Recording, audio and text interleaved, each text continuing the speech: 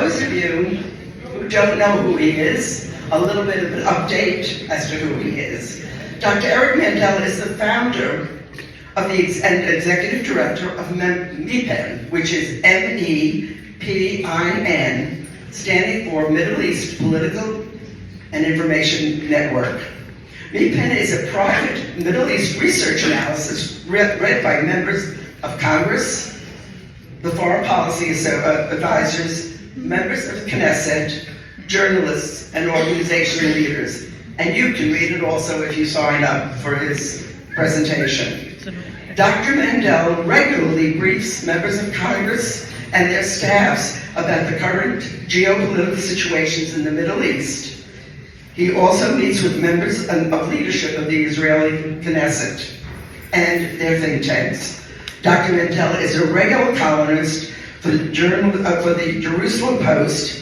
He's a contributor to The Hill and The Forward, and regularly appears on I-24 TV, many of you do watch that, which is writing and speaking about America's geopolitical challenges in the Middle East, Iran, Syria, Egypt, Jordan, Hezbollah, Saudi Arabia, and the Israeli-Palestinian conflict. He is very well written, he is equally articulate, but more importantly, he's my friend. And with that, we welcome Dr. Mandel.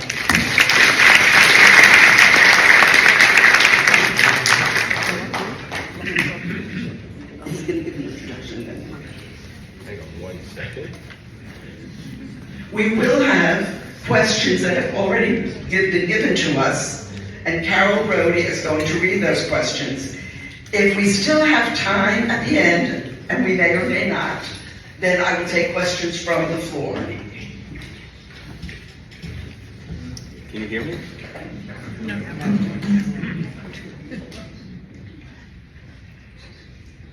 Can you hear me? No. Hello? No. Okay. First of all, Judy, thank you. No. Close to your mouth. Okay. Hello? No. We'll try this one. We're having help coming up. Can you hear me now? Hello. They're both green.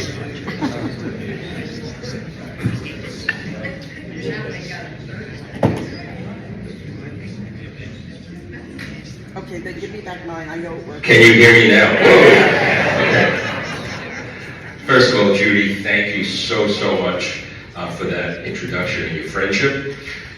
It's like old home week here. It's my third time, I believe, I'm back. And who could have imagined that I'm back now and it's October 7th and look where we are. And there's so many levels that we will try to break down. So, as a reminder, for some of the people here before, where was I on October 7th? I had been in Israel. I was doing my regular work in Israel. I was up in the north, in a place called Har Dov, in a place by Sheba Farms, and there was a Hezbollah tent underneath the mountain. This was on October 4th. And I'm saying, why are you letting it stay there to the Israeli military? They said, oh, we don't want to make waves, this and that. Anyhow, a couple of days later, I'm in the Negev, in a little sleepy place called Yerucham in the Negev. It was Saturday, October 7th. This time I'm visiting a friend's family, and the sirens go off. And from synagogue, you would see people kind of reminiscent of the Yom Kippur War, where people were racing out of the synagogue with their talisim on and joining troops, but nobody knew really what was going on. And maybe around noon, a little early afternoon, I called one of my good friends who's an amazing journalist named Seth Franzman.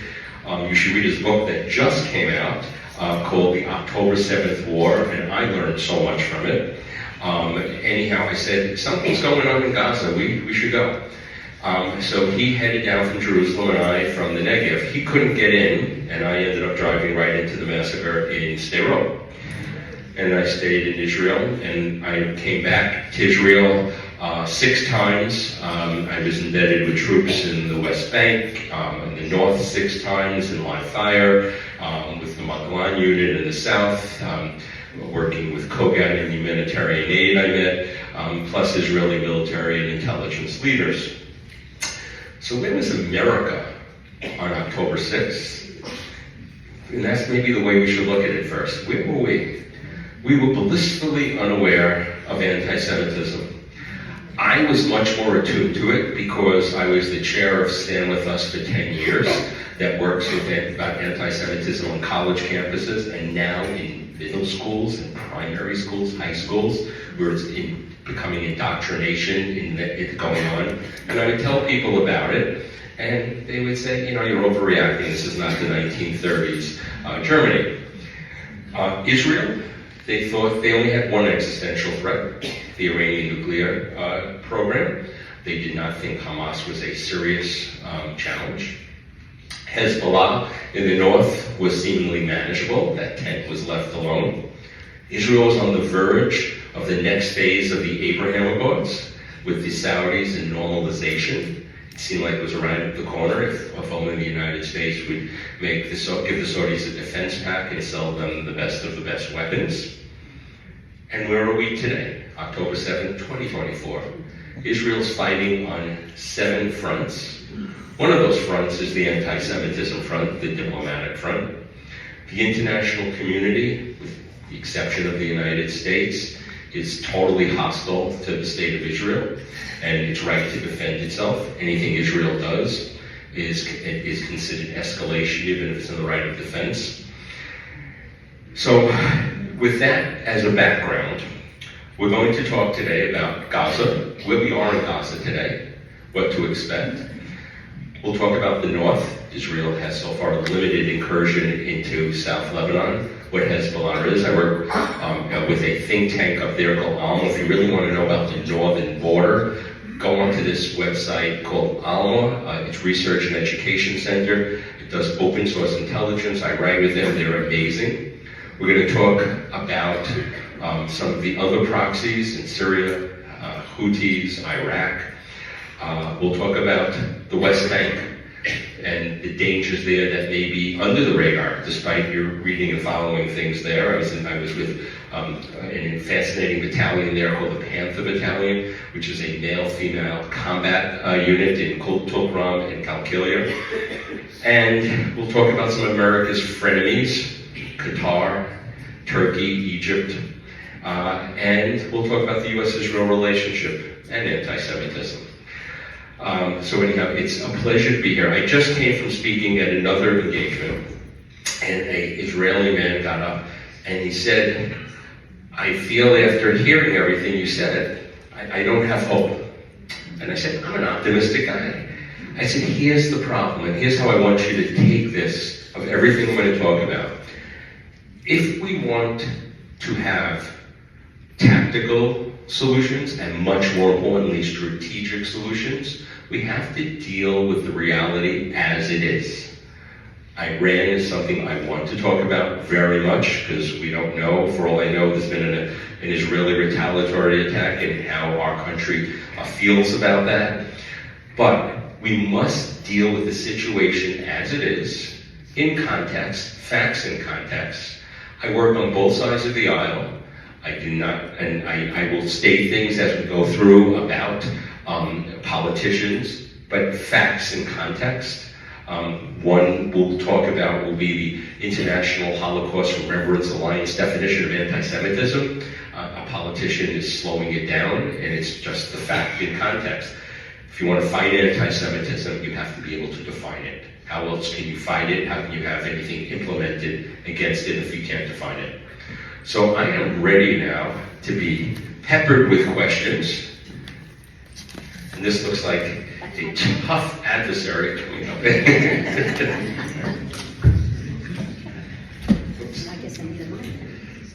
Do we have another mic? Actually, I would rather not share this. I have a teeny bit of a cold.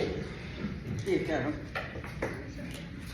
I'm always hoping that when I'm on a panel that nobody else's mic works so I can have the whole time. You're welcome to have it. First question.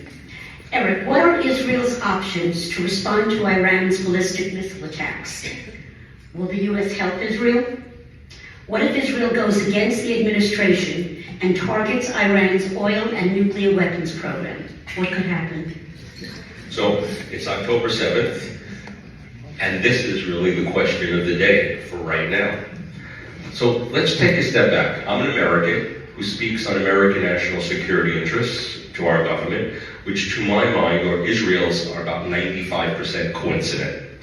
Why is a nuclear Iran not in American national security interest? You know, can't we live with them like we lived with the Soviet Union in mutually assured destruction? You need to understand who Iran is. This is a revolutionary theocracy that is bent on expansionism, hegemony, destroying the state of Israel, destroying the West, and if it ultimately can, take over the world. I am not exaggerating of what it is. They're not capable, but what they have, and this is one of the important points to understand, they, or in this part of the world, people have strategic patience. We are always, we get into a military skirmish, how do we get out? We think in days, weeks, months. This part of the world thinks in decades and centuries. So Iran, what if they go nuclear, how will that hurt our interest tangibly? There will be a nuclear arms race amongst the many nations, authoritarian nations that hate Iran. There will be nuclear weapons in Saudi Arabia, in Egypt, in Jordan, in the Emirates, in Qatar, which is a friend of me, it's a different story.